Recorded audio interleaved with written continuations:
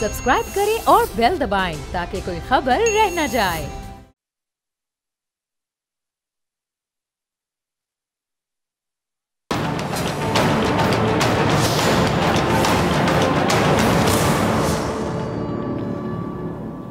अस्सलाम वालेकुम नाज़रीन, मैं हूं डॉक्टर फ़िज़ा अकबर खान और मैं हूं पाकिस्तान और आप देख रहे हैं पाकिस्तान के सबसे बड़े न्यूज़ चैनल का नंबर 1 प्रोग्राम ऐसे नहीं चलेगा। एक मरतबा अपने ज़माने के मशहूर बुज़ुर्ग एक कश्ती में सफ़र कर रहे थे और सफ़र के दौरान उस वक्त उनके पास 6000 दिनार थे। अच्छा, रास्ते में एक आदमी ने उनके साथ बातचीत करना शुरू कर दी। बातों बातों में उन्होंने ऐसे ही बात कर दी कि जी मेरे पास इतनी रकम है।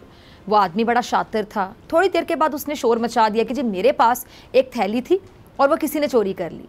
उसमें मेरे 6000 दिनार थे। लोगों ने पूछा कि वो थैली किस रंग की थी। उसने कहा कि वो इस रंग की थी क्योंकि उसे पता था कि बुजुर्ग के पास उस रंग की थैली में इतने 1000 दिनार थे। जब उसने शोर मचाया तो कश्ती के सब लोग कहने लगे कि सबकी तलाशी लो ताकि पता चले कि वो कहाँ है।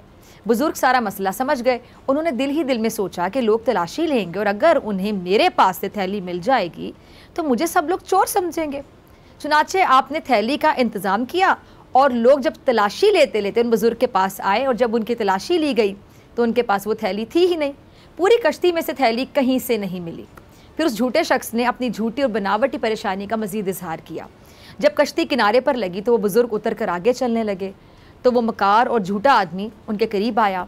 उसने बुज़ुर्ग से माफ़ी मांगी और अर्ज़ किया कि मैं बहुत शर्मिंदा हूँ, मैंने आपके साथ बड़ी ज़्यादती की है, आप अच्छे इंसान हैं, लिहाजा मुझे माफ़ कर दें।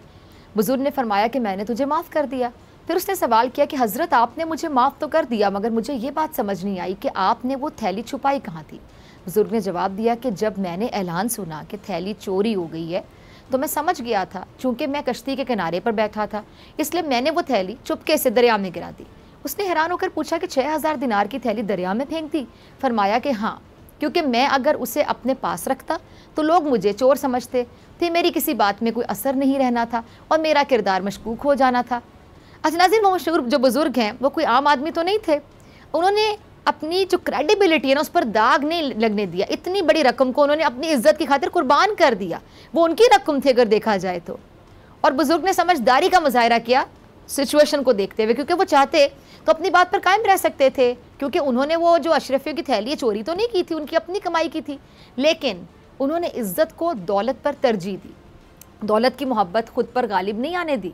लेकिन हमारे रहबर ऐसी खूबियाँ उनमें हैं ही नहीं, मौजूद ही नहीं है।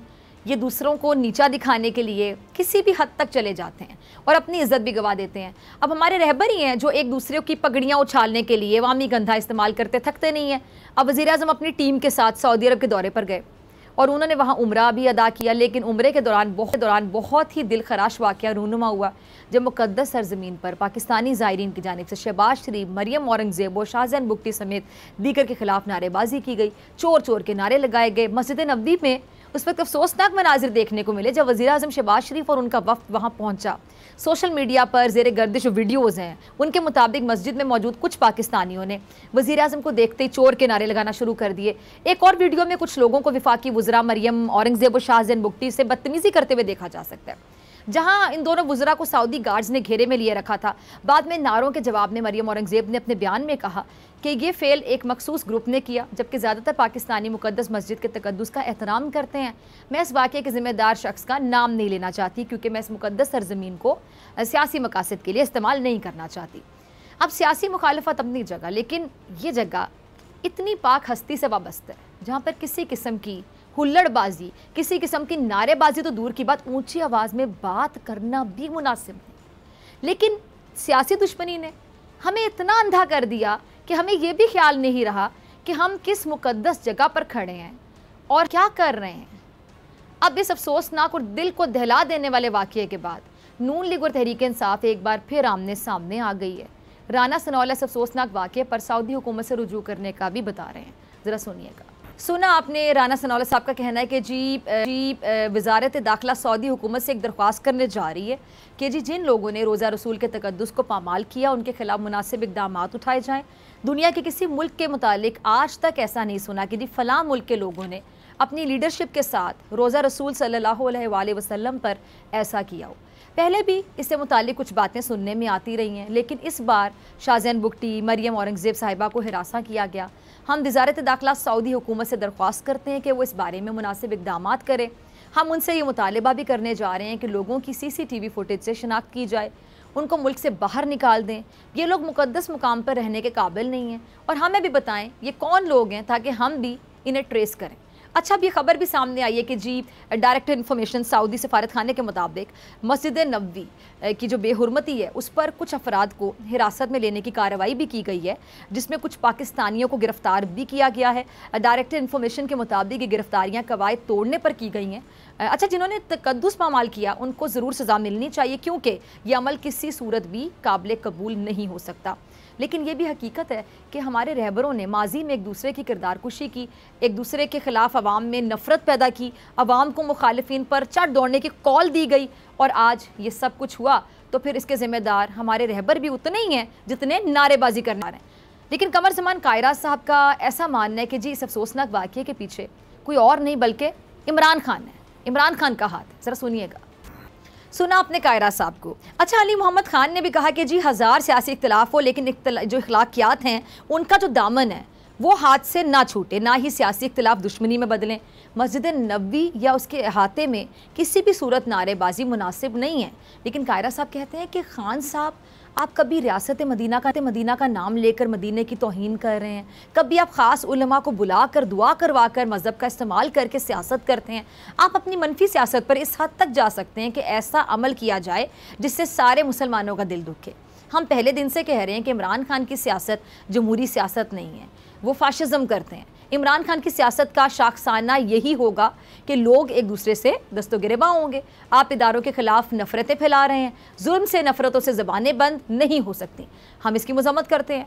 अच्छा, कायरा साहब ने बिल्कुल दुरुस्त कहा कि नफ़रतों से कुछ हासिल नहीं हो सकता, लेकिन नफ़रत की इंतहा हर जगह नज़र आ रही है। अब नफ़रत की एक और मिसाल देखनी है तो वो कासिम सूरी पर होने वाले हमले की सूरत में देखी जा सकती है। क्या हुआ था? साबिक डेप्यूटी स्पीकर कासिम खान सूरी पर इस्लामाबाद में हमला किया गया, फिर मुकदमा थाना कोसार में दर्ज कर लिया गया। मुकदमे में हंगामा आराई धमकियों की दफात शामिल हैं। FIR मतन के मुताबिक कासिम सूरी सहरी के लिए कोसार मार्केट में मौजूद थे और उस वक्त कासिम सूरी के साथ उनके कुछ साथी और खवातीन भी थीं। अब इस दौरान क्या होता है जी, 15 से 20 लोगों का एक जत्था आता है और उन्होंने PTI के खिलाफ नारेबाजी पहले शुरू की और फिर बाद में वो डंडों के साथ हमलावर हो गए और हमलावरों ने नारा लगाया कोई बच के ना जाए, कोई बच के ना जा पाए। अब नफरत देख लें, हर जगह राज कर रही है। अब इमरान खान इस्लामाबाद की तरफ मार्च करने जा रहे हैं और वो इस हवाले से अवाम को मोटिवेट कर रहे हैं। इमरान खान का हक है कि वो पुरअमन एहतजाज करें, लेकिन अगर इतनी बड़ी तादाद वो शहर इक़्तिदार की जानिब लेकर जाते हैं तो इससे क्या इश्तियाल अंगेज़ी जन्म नहीं लेगी? बिल्कुल ले सकती है। गो के खान साहब बार बार इस बात की यकीन दहानी करा चुके हैं कि वो कोई भी ऐसा इकदाम नहीं उठाएंगे, अल्लाह करे। फ़िलहाल इमरान खान जगह जगह अपने जो साजिशी बयानिए हैं उनको पहुंचा रहे हैं और अपने मुखालिफिन पर चोरी के, डकैती के इल्ज़ामात भी लगा रहे हैं। ज़रा सुनिएगा खान साहब को। सुना आपने खान साहब को। इमरान खान का जो फोकस है शहबाज शरीफ और जरदारी साहब हैं। इमरान खान इन दोनों को बैरूनी साजिश का आला कार करार दे रहे हैं। दोनों पर मुल्क को लूटने और कौमी सालमियत पर समझौता करने का कड़ा इल्ज़ाम लगा रहे हैं और साथ ही साथ वो खदशे का इजहार कर रहे हैं क्या कि जिस तरह शरीफ ख़ानदान ने बेनज़ीर और उनकी वालिदा की जाली तस्वीरें हवाई जहाज़ से लाहौर में फेंकी, जिस तरह जमाइमा के ख़िलाफ़ यहूदी लॉबी की पूरी मुहिम चलाई गई, जमाइमा पर टाइलों का केस बनाया गया, इसी तरह अब इनके मुखालिफिन ईद के बाद इनकी किरदार कुशी करेंगे। और इमरान खान तो अभी से इदारों की क्रेडिबिलिटी पर सवाल उठा रहे हैं। ख़ास तौर पर Imran Khan chief election commissioner पर ताबड़तोड़ तनकीदी बाउंसर्स बरसा रहे हैं। आपको याद होगा नाजरीन, इमरान खान ने चीफ इलेक्शन कमिश्नर पर अपनी जमात के ख़िलाफ़ मुतासिबाना फ़ैसले करने का इल्ज़ाम लगाया था और अब चीफ इलेक्शन कमिश्नर ने PTI के इस बयानिए को कमीशन को बदनाम करने की एक सोची समझी साजिश या कोशिश करार देते हुए मुस्तरद कर दी है। चीफ इलेक्शन कमिश्नर ने अफसोस का इजहार किया कि ये तासुर दिया जा रहा है कि इलेक्शन कमीशन ऑफ पाकिस्तान में एक फ़र्द की तरफ से फ़ैसले किए गए, हालांकि ये इल्ज़ाम ज़मीनी हक़ाइक़ के बरअक्स है। इलेक्शन कमीशन एक आइनी इदारा है जो तमाम फ़ैसले आइन और कानून की रोशनी में करता है। अब जहां चीफ इलेक्शन कमिश्नर कह रहे हैं कि इदारे और उनकी साख को ख़राब करने की कोशिश की जा रही, वहीं पर ख्वाजा साद रफ़ीक भी इमरान खान पर इदारों को टारगेट करने का इल्ज़ाम लगा रहे हैं। सुनिएगा। जी, तो सुना आपने ख्वाजा साद रफीक के बकौल जब इमरान खान अपोजिशन में हो तो वो पार्लियामेंट का घेराव कर लेते हैं, हुकूमत में हो तो इंतकामी कार्रवाइयाँ करते हैं। अच्छा, ख्वाजा साद रफीक बहुत पुरएतमाद अंदाज में इमरान खान को ललकार रहे हैं कि वो उनके खिलाफ करप्शन के सबूत लेकर आएँ। अगर इमरान खान ये समझते हैं कि उनके खिलाफ बैरूनी साजिश हुई तो वो ख़त को अदालत लेकर क्यों नहीं जाते? अच्छा, ख्वाजा साहब ने इमरान खान पर एक बड़ा इल्ज़ाम ये भी लगाया कि आज इदारों के गैर जानिबदार होने पर इमरान खान खुश नहीं, इसलिए वो चाहते हैं कि जी इदारे मुदाखलत करें। अब मैं ख्वाजा साहब से मुत्तफिक हूँ, लेकिन मुझे उनकी इस बात से थोड़ा इख्तलाफ है कि अब वो इदारों के गुण हो गए हैं। अता तारड़ भी कुछ ऐसा ही काम करते हुए नज़र आ रहे हैं, ज़रा पहले उनको सुनिएगा। जी, सुना आपने अता तारड़ को। आपको पता है जी, हमजा शहबाज ने हलफ ना लेने के खिलाफ तीसरी बार लाहौर हाई कोर्ट से जो रुजू किया था और जो महफूज फैसला है वो सुना दिया गया। अब कल सुबह 11:30 बजे हमजा शहबाज से हलफ लिया जाएगा। लेकिन जब ये आइनी मामलात जो हैं, पार्लिमानी मामलात, अगर हर आइनी मामलात, पार्लिमानी मामलात को उठाकर अदालत रहेगी, ये सिलसिला कितनी देर चलेगा, कैसे चलेगा? ऐसे नहीं चलेगा। मिलते हैं ब्रेक के बाद।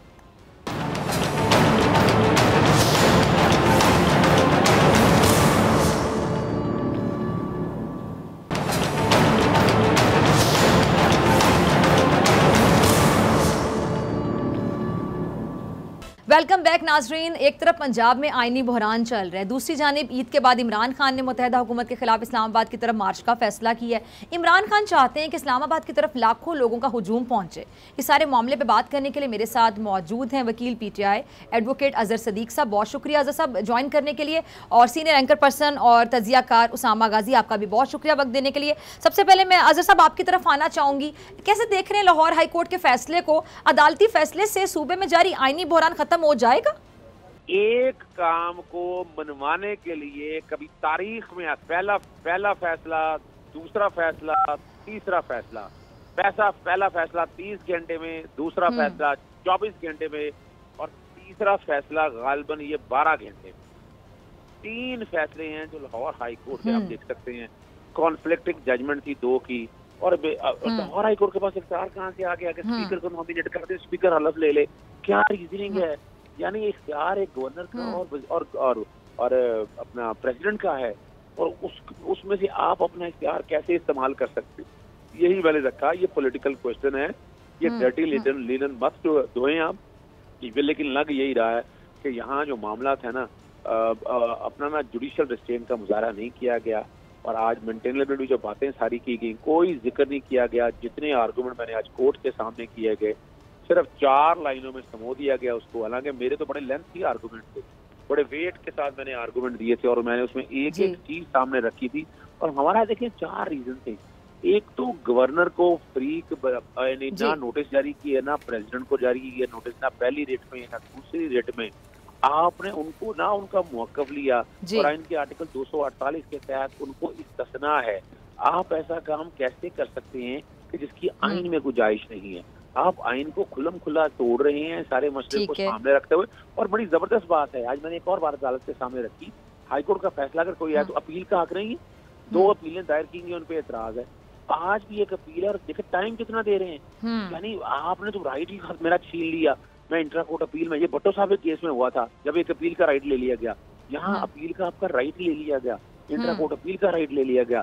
फिर इंट्रा कोर्ट अपील के अलावा आपने सुप्रीम कोर्ट से भी, सुप्रीम कोर्ट मेरा सुप्रीम कोर्ट जाने का हक भी मेरा छीन लिया गया कि मैं अगर जाना भी चाहता हूँ इसमें, तो मेरे लिए आपने टाइम फिक्स कर दिया कि कल। अच्छा अजहर साहब, एक बात जरा समझाइएगा, वो समझ नहीं पा रहे कि जी अदालत ने जो नए वज़ीर आला पंजाब के हलफ के लिए स्पीकर कौमी असम्बली को नुमाइंदा मुकर्रर किया है, ये जरा लेकिन स्पीकर कहाँ से आ गया?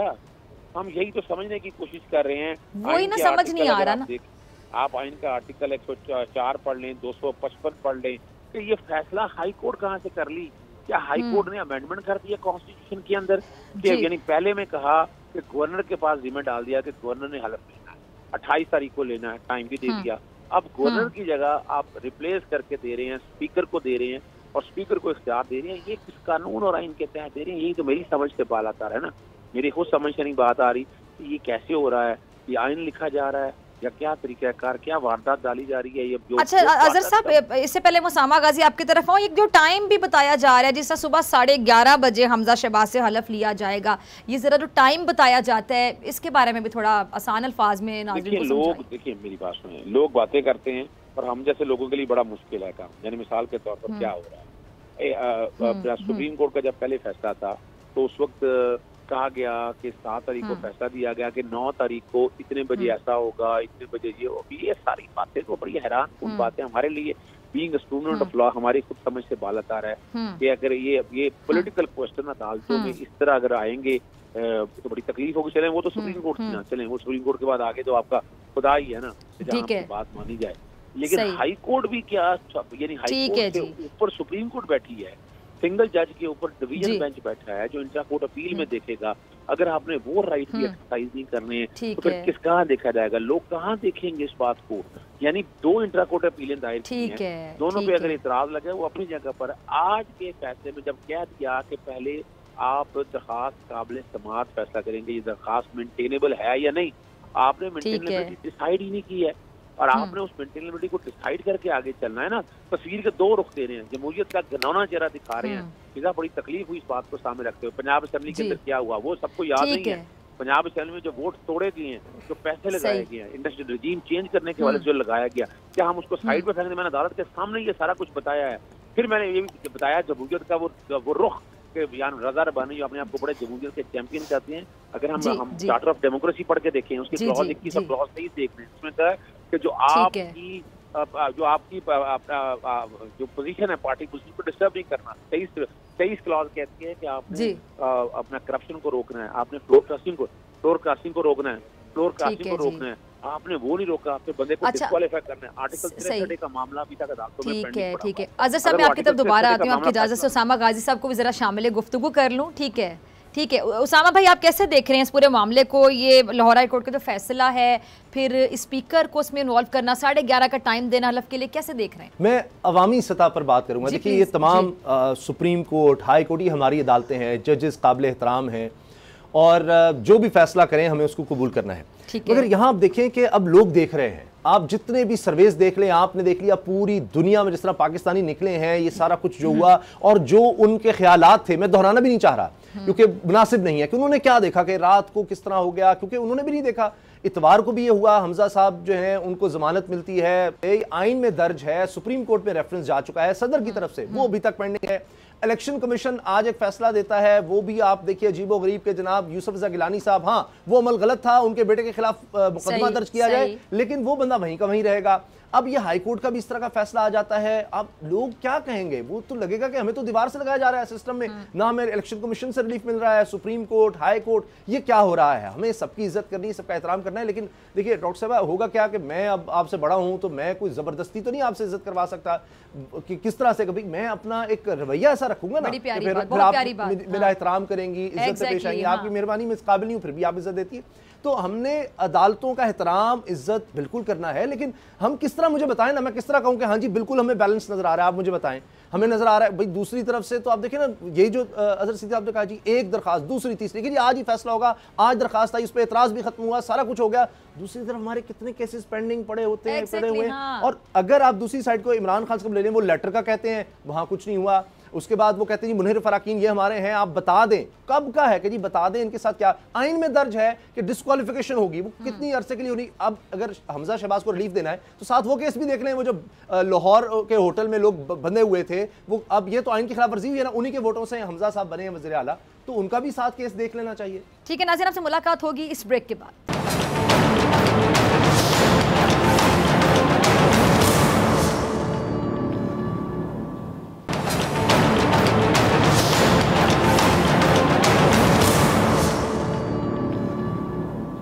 ब्रेक के बाद खुश आमदीद, हमें ज्वाइन किया फवाद चौधरी साहब ने। फवाद, लाहौर हाई कोर्ट का जो फैसला आया है, कैसे देख रहे हैं आप? जी बिल्कुल, एक और अनप्रेसिडेंटेड फैसला है। एक तो पता नहीं ये सारे फैसले रात की तारीकी में क्यों आ रहे हैं, सुबह फैसले आने में क्या प्रॉब्लम हुआ है। अब यूं ही जो है वो रात होती है, गहरी रात होती है तो फैसले आते हैं। दूसरी बात ये है कि ये जो मामला है इस वक्त हाई कोर्ट का, जो पहला फैसला था चीफ जस्टिस लाहौर का, उसके खिलाफ इंटर कोर्ट अपील दायर हुई है, वो अपील लग ही नहीं रही। कभी वो वकील एक से दूसरे से तीसरे दौड़ रहे हैं, यहाँ पे 2-2 घंटों बाद केस लग जाता है। और यही प्रॉब्लम होता है, मुआशरे तकसीम हो जाते हैं, जहाँ एक पार्टी के लिए 24 घंटे अदालतें खुली हों और दूसरी पार्टी के लिए 24 घंटे अदालतें बंद हों। मुआशरों में जब इंसाफ जो है वो इस तरह से तकसीम हो तो फिर मुआशरे को तकसीम जो है उससे कोई नहीं बचा सकता। और यही आपने देखा है कि जो पाकिस्तान में हो रहा है, हो रहा है, ये पाकिस्तान के दौर का एक क्या दौर है मैं समझता हूँ। पाकिस्तान की जुडिशल हिस्ट्री जो है उसको जितना नुकसान पहुंचा है इस दौर में, इससे पहले पाकिस्तान की तारीख में कभी नहीं पहुंचा। और अनफॉर्चुनेट है कि ये इस तरह के फैसले आ रहे हैं। ठीक है। अच्छा फवाद चौधरी साहब, इस तरह के फैसले आएंगे तो अवाम अगर मेरिट पे भी बात करेगी, बाइज नहीं होगी, जानिबदारी का मुजाहरा नहीं करेगी, तो अवाम ज़ाहिर बात है कन्फ्यूज़ तो होगी। अभी उसामा गाजी भी यही बात कर रहे थे कि अवाम में कन्फ्यूजन फैल रही है। ये कन्फ्यूजन तो बड़ी फैल गई है। और फिर देखिए, जब ये लोग जो इस तरह चोर दरवाजों से हुक्मरान बन गए हैं, अब वो लोगों में निकलने के काबिल नहीं है। जो कुछ ये जहाँ जाते हैं, मस्जिदों में नहीं जा पा रहे, ये दुबई में बाहर से निकल पा रहे, लंदन, पेरिस, हर जगह लोग जो हैं वो इनके पीछे पीछे आते हैं और इनको इंतहाई ज्यादा जो है वो लोगों से गालियां पड़ रही हैं, लोगों को इनकी शक्लों से नफरत हो चुकी है। और इसकी वजह से पाकिस्तान में मुसलसल हम जो हैं वो जा रहे हैं, एक बहुत बड़ी तकसीम की तरफ जो है वो जा रहे हैं। ठीक है। उसामा गाजी, अगर आप भी कुछ पूछना चाहें फवाद साहब से। फवाद चौधरी साहब, अब आपकी जमात का क्या आगे इस पर लाहेमल होगा? सुप्रीम कोर्ट जाएंगे इस मामले पर? इस पे जो पहले ICA है वही नहीं लग रही, उन्होंने जो फाइल की थी वही कभी नहीं लग रही, कभी एक से दूसरे उसके ऊपर नंबर तक नहीं लग रहा। तो अब सुप्रीम कोर्ट में अब जाए, मेरा ख्याल है कि लेट्स सी, अभी इसकी देखिए इस तरह के फैसले कबूल नहीं होते और फिर पॉलिटिक्स ही फैसला करती है। अल्टीमेटली लोगों ने फैसला करना है और अवाम इंशाल्लाह ये सारी चीज देख रहे हैं और अवाम ही ये निज़ाम को बदलने के लिए इमरान खान के साथ चलेंगे। हमें इन इदारों के ऊपर कितना एतमाद है। अच्छा फवाद, आपकी मौजूदगी का फ़ायदा उठाते हुए एक और बात मैं जानना चाहूँगी। इमरान खान साहब ने अपनी तकरीर में कहा था कि जी ईद के बाद ये लोग मेरी किरदार कुशी भी करेंगे, तो क्या उनको शक है या फिर उनके पास बाकायदा कोई ठोस इतलात हैं कि उनके खिलाफ कुछ आने वाला है आने वाले वक्त में? देखिए जी, वो भी तो अब क्या फर्क पड़ता है, जो इमरान खान के खिलाफ इन्होंने गंद उछालना था, जो उछाल लिया है, अब उसके बाद और भी कर लेंगे, इससे क्या फर्क पड़ता है। लोग जो है वो अपना लीडर चुन चुके हैं, लोग अपना नैरेटिव चुन चुके हैं, अपना बयानिया चुन चुके हैं। अब जब इतना बड़ा कंसेंसस हो जाए तो उसमें इस तरह की जो बेवकूफाना बातें हैं वो कोई उसमें रखना नहीं डाल देते। इन्होंने देखे इसको मजहबी मसला बनाने की कोशिश की, वहां पे इनको जो है वो पूरा जो है वो इनके रिटेलिएशन है, तो अब इनकी इन सब चीजों से कोई फर्क नहीं पड़ता। अच्छा फवाद साहब, जो मदीना में जो कुछ हुआ है, तो ऐसे वाकयात के हवाले से भी वो लोग आपको टारगेट कर रहे हैं, आप पे इल्ज़ाम तराशी कर रहे हैं। PMLN वालों का कहना है कि जी आप लोगों ने करवाया, जानबूझकर करवाया, इल्ज़ाम लगा रहे हैं। देखिए बात यह है कि लंदन में भी हम लोगों ने करवाया है, दुबई में भी हम ही करवा रहे हैं, पेरिस। मैं इनसे कहता हूँ ये दुनिया में कहीं पे निकल के दिखाएं, ये पाकिस्तान के अंदर बगैर गार्ड से हलकों में निकल के दिखाएं। ये तो ऐसे बातें कर रहे हैं, एक बेवकूफाना इनका जो है वो अपना एक इनका ख्याल है कि चोर दरवाजे से हम आ गए हैं और लोग सारे इसको मान लें। ये इस तरह से हुकूमतें नहीं होती हैं। ये सारे लोग जो हैं इनकी कोई हैसियत नहीं है, लोगों को इनकी शक्लों से नफरत है और आप इतने मनहूस हैं कि और कोई काम नहीं हो रहा। सऊदी अरब से कह रहे हैं कि लोगों को अरेस्ट करें वहाँ पे। अगर आप अपने लोगों को कोई सहूलत नहीं देते और आप उनको कह रहे हैं कि अरेस्ट करें। जी उसामा कुछ पूछना चाह रहे हैं। फवाद चौधरी साहब, एक होती है लेजिटिमेसी, जब अदालतों से फैसले आएंगे, हुकूमत आपके पास आ जाएगी, ठीक है आप हुकूमत कर रहे हैं, लेकिन जो सर्वेज आ रहे हैं, पूरी दुनिया में एहतजाज हुआ, आपको लगता नहीं इस तरह से हुकूमत आ जाएगी, अदालत के फैसले से चलें, आ गए, वज़ीर आला भी बन गए, वज़ीर आज़म भी बन गए, सब कुछ हो गया, तो वो चलेगी कैसे जब आपको पब्लिक सपोर्ट उस तरह से नहीं होगी? मेजॉरिटी पार्टी बाहर हो गई, जिसके पास क्लियर मेजॉरिटी थी, जिसको लोगों ने मैंडेट दिया था, वो तो है नहीं अब हुकूमत में, तो कैसे चलेगा निज़ाम पार्लियामेंट? नहीं, ये तो चोर दरवाजे से आए हुए क्राइम मिनिस्टर और काबीना है। इसीलिए तो इसको जो है कोई इनको जो है वो कोई तस्लीम नहीं कर रहा, और जब इनको तस्लीम नहीं कर रहा उसकी वजह से ये एक पूरा जो बयानिया है इनका वो चल नहीं पा रहा। तो इसमें जो भी ये करेंगे या जिस तरह से भी आगे और दो दरवाजों के जरिए ये कोशिश करेंगे, रातों को ये इस तरह से जो है वो फैसले ले कर लें, लोग उसको नहीं मान रहे। लोगों ने अपना फैसला सुना दिया है, वो पेशावर में सुनाया है, कराची में सुनाया है, लाहौर में सुनाया है, और लोगों का फैसला ये है कि ये इलेक्शन की तरफ आप जाएं, उसके पहले जो है वो कोई हल नहीं है। तो फवाद साहब इलेक्शन कब देख रहे हैं पाकिस्तान में, कितनी जल्द देख रहे हैं? हमारा ख्याल है कि 6 से 8 हफ्ते में इंशाअल्लाह नया इलेक्शन जो है वो अनाउंस हो जाएगा। अच्छा, तो वो जो इंतखाबी इस्लाहात चाहते हैं, नैब का खात्मा, बहुत सी चीजें चाहते हैं, तो 6 से 8 हफ्तों में सब कुछ कर देंगे वो फवाद साहब?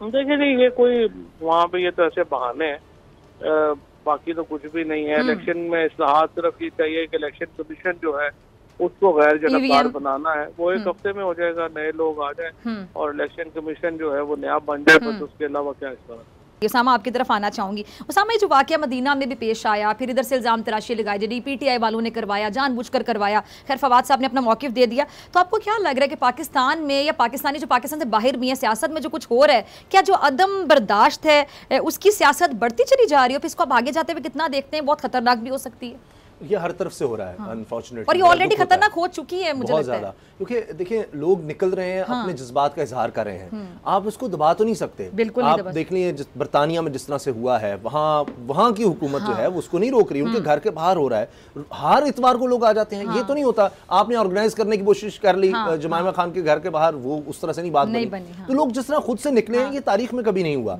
अब उनके एक जज्बात हैं वो बढ़ते चले जा रहे हैं। तो मेरा ख्याल है कि कायदीन को अपनी तमाम जमातों को, कारकुनों को समझाने की जरूरत है। लोग वैसे भी आ रहे हैं, इमरान खान तो नहीं थे जब इतवार को रात को लोग निकले, पूरा पाकिस्तान निकल आया, लेकिन बड़ा अनफॉर्चुनेट है, इसकी मजम्मत भी की जानी चाहिए। लेकिन अब जज्बात को ठंडा करने के लिए बाकी लोगों को भी आना चाहिए। अब नून लीग जिस तरह से कर रही है कि हम भी ये कर सकते हैं, हम भी ये कर देंगे, वो कर देंगे, ये भी मुनासिब नहीं है। मौलाना साहब जो यहूदी एजेंट का फिर ट्वीट्स कर रहे हैं, यहूदी एजेंट। अच्छा, मुझे बड़ी तकलीफ होती है मजहब को जब दरमियान में ले आते हैं, जो मतलब आपको सियासी इख्तिलाफ आते हैं, वहां तक रहे और एक दूसरे पर मजहबी जो फतवे। और इमरान खान की स्पीच को जिस तरह वो बीच में से एक हिस्सा दिखाया गया, फिर वो बिल्कुल डिस्टर्ब होते हैं, वो रोकते हैं, फिर वो दोबारा अपनी तकलीफ शुरू करते हैं, तकलीफ दे चीजें सारी। और अब ईद के बाद वो कह रहे हैं कि ये आ रहा है, और फिर ये सारा वाकया जो है आप देखिए, मरियम नवाज साहिबा की अपनी ट्वीट है और सताइश करती हैं इस तरह के वाकये की, जबरदस्त, जहां जाओगे तुम्हारे साथ ये होगा। उसको भी देखना चाहिए कि बीमारी को आप पहले रोकें, इससे पहले कि वो फैल जाए। तो आपने पहले उसकी सताइश की, फिर जाहिर है कि दूसरी तरफ से भी लोग थे, उन्होंने कहा अच्छा ये तो कुछ नहीं होता, उन्होंने भी कुछ शुरू कर दिया। तो जहां से भी हुआ, जिसने भी किया, काबिल मजम्मत है। और मरियम साहबा को 2 साल पहले जो वाकया हुआ उसकी भी मजम्मत करनी चाहिए और फिर उनके खिलाफ भी जाना चाहिए, और ताकि आइंदा इस तरह के वाकयात को रोका जाए। ठीक है। अच्छा उसामा गाजी, देखिए अब ये जो किरदार कुशी के हवाले से बातें हो रही हैं, इमरान खान साहब ने तकरीर में खुद कहा कि ईद के बाद मेरी किरदार कुशी की जा सकती है, यानी उनके पास इतलात हैं, ये तो नहीं कोई वहम हो गया या कोई ख्वाब आ गया, उनके पास इतलात होंगी। अब जब किसी की किरदार कुशी ऑलरेडी प्लान हो रही होती है और इसकी हो रही होती है, इसको ऑलरेडी पता होता है, ऐलान भी कर देता है, बता भी देता है, इसके हवाले से कानून क्या कहता है कि कोई भी किसी की किरदार कुशी उठ के कर देगा, अदालत नहीं पूछेगी किसी से कि भाई आप किस हक से किसी की किरदार कुशी कर रहे हैं। हर बंदे की पर्सनल लाइफ है, आप सियासत को सियासत तक रखें। अच्छा, इमरान खान साहब ने बड़ी कोशिश की, फेक न्यूज़ के हवाले से उन्होंने किया। अब ये हुकूमत आई है तो पहली जो मीटिंग की है मरीम औरंगजेब साहिबा ने, वो यही कि जी फेक न्यूज़ के हवाले से। जब आप खुद ये चीज़ें फैलाएंगे, खुद किरदार कुशी दूसरे की करेंगे, तो फिर आप किस तरह से उसको रोक सकेंगे। इमरान खान साहब, उनकी अहलिया के बारे में आप देख लीजिए कि क्या कुछ कहा जा रहा है। मरीम साहबा तकरीरों में क्या करती हैं, क्या कहती हैं, वो ज़रा आप नोट कर लें। फिर किस तरह से लेकर तकरीरें उनमें से किस तरह से निकाला जाता है, और ये तो वो छुपा नहीं रहे, वो तो कह रहे हैं। इसका मतलब है कि आपके पास दलीलें खत्म हो गई। यानी तोशा खाना का आपने कहा, कोई अभी तक केस नहीं बनाया। आपने फराह खान का कहा, कोई केस नहीं बनाया, वो नैब ने नोटिस लिया है। तो नैब वो जिसको आपने बंद करना था वो कर रहा है, आप खुद कुछ नहीं कर रहे। तो लगता यह है कि इमरान खान के खिलाफ अब शायद नैब लगता है गैर जानिबदार हो गया होगा ना। तो या तो कोई केस बनता नजर नहीं आ रहा, तो अब उनको ये लगता है कि जनाब ये तो नहीं, हम इसको कानूनी तौर पे तो नहीं पकड़ सकते, इसकी अहलिया को भी हमने बदनाम करके देख लिया, सारा कुछ करके देख लिया, कोई बात बन नहीं रही, तो अब इसकी और तरह से किरदार कुशी करें। मेरा ख्याल है कि वो बहुत ज़्यादा अनफॉर्चुनेट होगा। हम और ज़्यादा तकसीम होंगे, और ज़्यादा तसादुम की तरफ माहौल जाएगा, और इससे कोई फ़ायदा, जो आप समझ रहे हैं कि इमरान खान की किरदार कुशी करके आप कोई फ़ायदा हासिल कर लेंगे या उसके चाहने वाले वो ज़्यादा अग्रेसिव हो जाएंगे। एग्रेसिव भी हो जाएंगे। मुझे लगता है कि जो आपकी किरदार कुशी जो कर रहा होता है बेसिकली ज़्यादा बुरा वो बन जाता है। क्योंकि वो देखिए दूसरे क्योंकि आप अपने ज़र्फ का मुजाहिरा करते हैं कि आप मतलब ये शायद लफ्ज़ मेरे ख्याल से मुझे बोलना चाहिए, नहीं बोलना चाहिए, मैं किसी का नाम नहीं ले रही, लेकिन जो भी किसी की किरदार कुशी करेगा वो कम ज़र्फी कहलाएगा, आला ज़र्फ नहीं कहलाएगा। जो उसकी देखिए पब्लिक लाइफ है, आप उसको जिस तरह अगर कोई करप्शन किया है, गलत किया, वो हो रहा होता है रोज। आप देख लें इमरान खान से आप तो तोशा खान का भी नाम दे दिया और इस तरह से बहुत हो रहा है, लेकिन उसकी जाती जिंदगी के पहलू के लिए अच्छा फलां से किताब लिखवा रहे हैं हम, अब फलां बंदा है जी वो किताब लिखने का है, वो जी उनका पुराना साथी रहा है, अब देखना कि क्या होता है। किसी तरफ से भी नहीं होना चाहिए, मतलब मरियम नवाज के हवाले से भी जिस तरह कुछ लोग उनकी भी किरदार कुशी करते हैं, तो मुझे उस पर बड़ी तकलीफ होती है कि वो खातून है। आप सियासी आर्गुमेंट्स करें, आप दलीलों से बात करें, आप किसी से सियासी इख्तिलाफ है, आप जाती जिंदगी पर बिल्कुल अटैक ना करें, ना इधर से आए ना उधर से आए, बिल्कुल होना चाहिए। ठीक है, वो बुशरा बीबी हो, वो मरियम नवाज हो, वो शहरी रहमान हो, शेरी मजारी हो, कोई भी खातून हो, तमाम की इज्जत करनी चाहिए और अटैक किसी साइड से भी नहीं होना चाहिए। बिल्कुल ठीक है, इसकी शदीद मजम्मत करनी चाहिए। ठीक है, ये सबको जो मेरा ख्याल है लीडर्स हैं उनको आगे आना चाहिए कि अगर कोई करेगा तो हम उसमें नहीं है, क्योंकि ये कर करके देख लिया है, इससे कोई फर्क नहीं पड़ा, कोई इससे आपको कोई पॉइंट स्कोरिंग से कोई फायदा नहीं होता, बल्कि उल्टा नुकसान होता है। ठीक है उसामा गाजी, बहुत शुक्रिया आपके वक्त के लिए, और इसी के साथ डॉक्टर फिज़ा अकबर खान को दीजिए इजाजत। आपसे मुलाकात होगी इंशाल्लाह पीर के रोज सेम टाइम सेम चैनल। अगर जिंदगी ने वफा की, दुआओं में याद रखिएगा, अपना बहुत ख्याल रखिएगा। अल्लाह निगहबान।